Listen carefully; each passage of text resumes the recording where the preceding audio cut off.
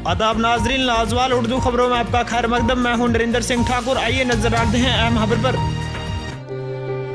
गांदरबल में ओवरलोडिंग एक मामूल।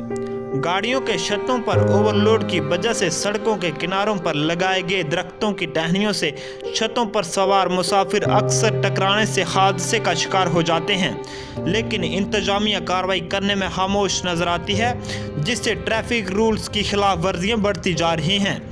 इसी सिलसिले में मकामी लोगों ने ट्रैफिक पुलिस से कार्रवाई करने का मुतालबा किया है, ताकि जिले में हो रही ट्रैफिक रूल्स की खिलाफ वर्जियों पर रोक लगाई जा सके। ब्यूरो रिपोर्ट, गांदरबल से मुख्तार शाह।